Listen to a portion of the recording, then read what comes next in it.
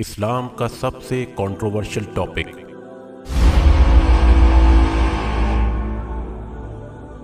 The first خلیفہ of اسلام کا سب سے پہلا خلیفہ کسے ہونا چاہیے تھا؟ حضرت علی رضی اللہ تعالیٰ عنہ یا حضرت ابو بکر صدیق رضی اللہ تعالیٰ عنہ؟ یہی وہ پوائنٹ تھا جس کی وجہ سے امت فرقوں میں ڈیوائیڈ ہو گئی۔ لیکن آخر ریئلٹی کیا ہے اور کون اس ٹائٹل کا زیادہ حقدار تھا؟ Let's find out. جب آپ صلی اللہ علیہ وسلم کی وفات ہوئی تو تمام صحابہ غم میں رونے لگے۔ تبھی کسی صحابی نے آ کر انہیں خبر دی کہ وہاں ثقیفہ بنی ساعدہ میں انصار اپنا خلیفہ چننے والے ہیں۔ یہ سن کر حضرت ابو بکر صدیق رضی اللہ تعالی عنہ اور حضرت عمر رضی اللہ تعالی عنہ فوراً وہاں چلے گئے، جبکہ حضرت علی نبی کریم صلی اللہ علیہ وسلم کے ساتھ ہی رہے، کیونکہ آپ صلی اللہ علیہ وسلم کی تدفین چھوڑ کر نہیں جانا چاہتے تھے۔ نبی کریم صلی اللہ علیہ وسلم نے فرمایا تھا کہ مجھے علی اور میرے چچا عباس رضی اللہ تعالی عنہ ہی دفن کریں۔ صرف حضرت علی ہی نہیں، حضرت زبیر رضی اللہ تعالی عنہ، حضرت سلمان فارسی رضی اللہ تعالی عنہ، حضرت مقداد رضی اللہ تعالی عنہ، حضرت بلال رضی اللہ تعالی عنہ اور حضرت سعد بن عبادہ رضی اللہ تعالی عنہ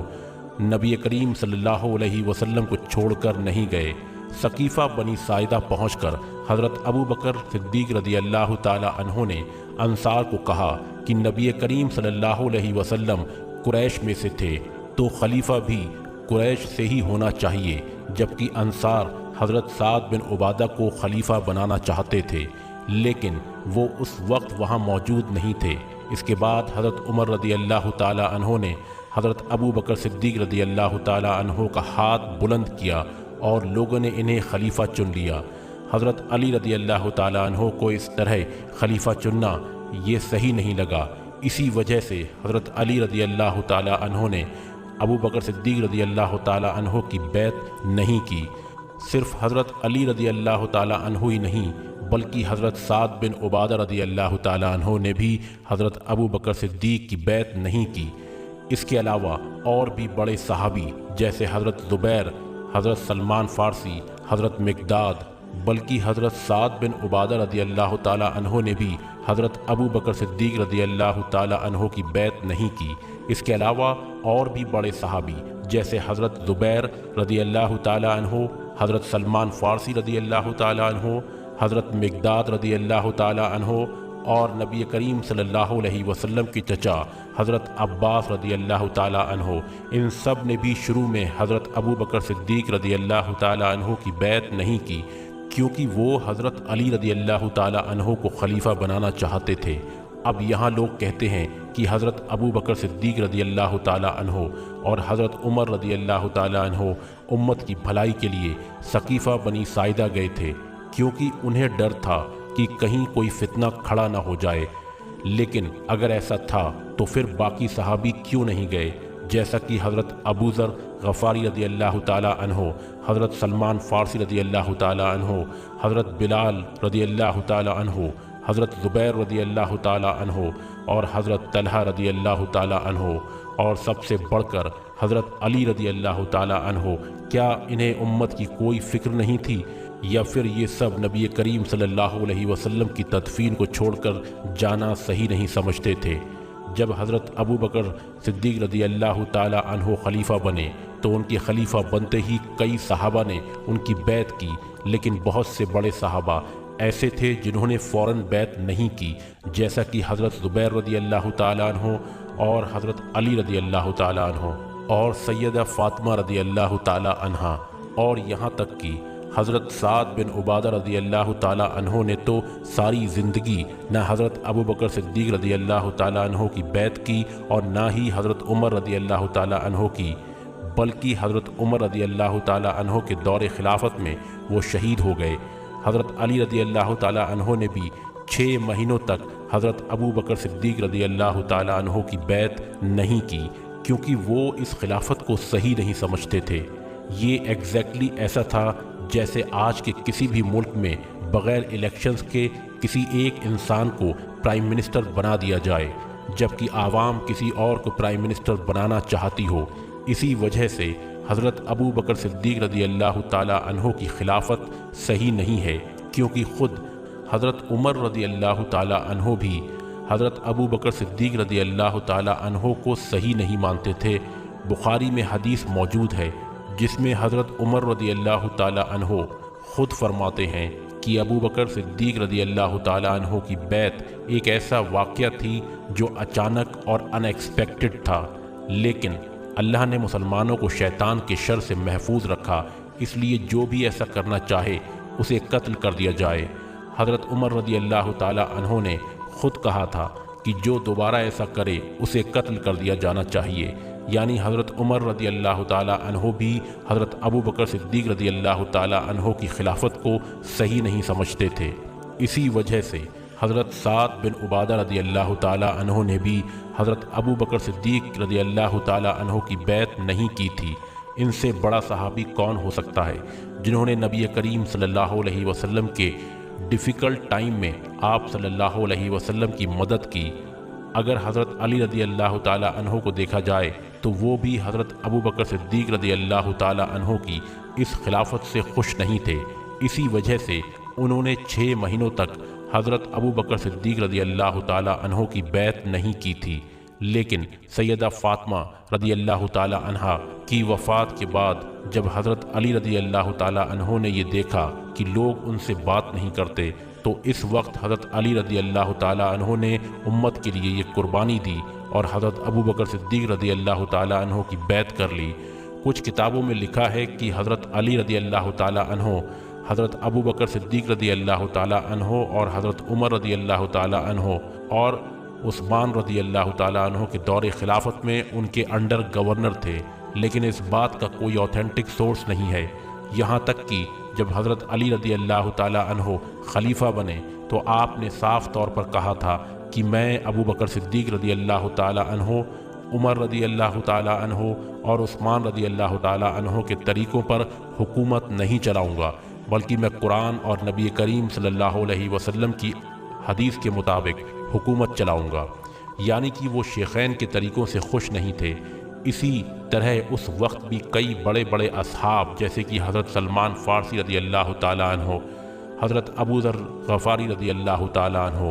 हज़रत मिक़दाद रज़ी अल्लाह ताला अन्हो, हज़रत ज़ुबैर रज़ी अल्लाह ताला अन्हो, हज़रत अम्मार इब्न यासिर रज़ी अल्लाह ताला अन्हो और सैयदा फ़ातिमा रज़ी अल्लाह ताला अन्हा हज़रत अली रज़ी अल्लाह ताला अन्हो को खलीफा बनाना चाहते थे,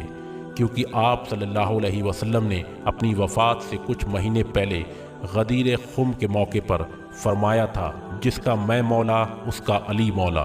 अरबी में मौला का मतलब लीडर या सरदार होता है। यानी आप हुजूर सल्लल्लाहु अलैहि वसल्लम हज़रत अली रज़ी अल्लाह ताला अन्हो को उम्मत का लीडर बनाकर गए थे, वरना आप सल्लल्लाहु अलैहि वसल्लम उस मौके पर ये क्यों फरमाते, इसकी ज़रूरत क्या थी, और वो भी अपनी ज़िंदगी के आखिरी हज के वक्त,